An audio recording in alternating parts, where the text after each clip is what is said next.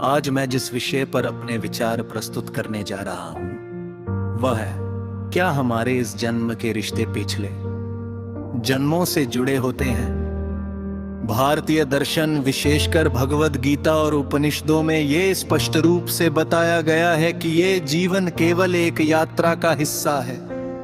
आत्मा न तो जन्म लेती है और ना ही मरती है, वह केवल शरीर बदलती है। जैसा कि श्री कृष्ण ने गीता में कहा है, जैसे मनुष्य पुराने वस्त्र त्याग कर नए वस्त्र धारण करता है, वैसे ही आत्मा पुराने शरीर को छोड़कर नया शरीर धारण करती है।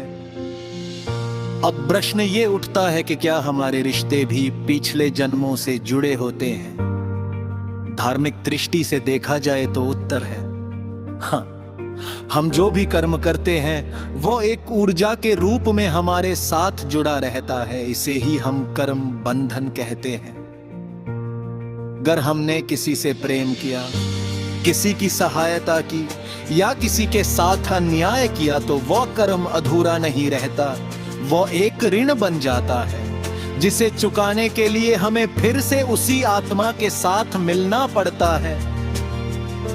इसलिए जब इस जन्म में कोई व्यक्ति हमारे जीवन में आता है, चाहे वो मित्र हो, परिवार का सदस्य हो या कोई अजनबी, तो वह केवल संयोग नहीं होता बल्कि पूर्व जन्म का संचित कर्म होता है।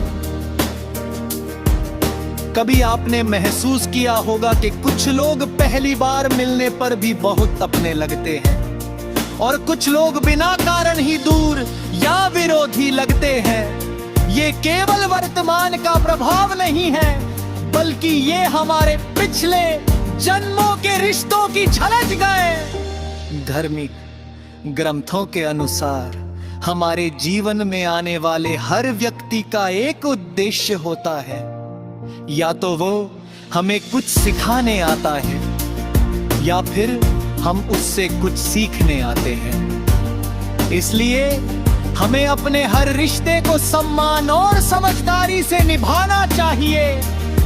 अगर कोई हमें कष्ट देता है तो हमें यह समझना चाहिए कि शायद ये हमारे किसी पुराने कर्म का परिणाम है। और अगर कोई हमें बिना कारण प्रेम देता है तो ये भी हमारे पूर्व जन्म के अच्छे कर्मों का फल है। इस ज्ञान से हमें क्या सीख मिलती है? हमें अपने वर्तमान कर्मों को शुद्ध और सकारात्मक बनाना चाहिए। हमें किसी के साथ अन्याय या द्वेष नहीं रखना चाहिए। हमें हर रिश्ते को ईश्वर की योजना मानकर स्वीकार करना चाहिए, क्योंकि जो हम आज करेंगे वही हमारे आने वाले जन्मों का आधार बनेगा।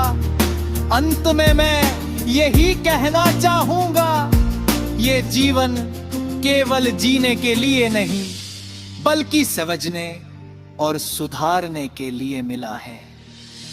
हमारे रिश्ते केवल इस जन्म की कहानी नहीं है, बल्कि ये आत्मा की एक लंबी यात्रा के अध्याय है। इसलिए प्रेम करें, क्षमा करें और अपने कर्मों को श्रेष्ठ बनाएं, क्योंकि वही आपके भविष्य का निर्माण करेंगे।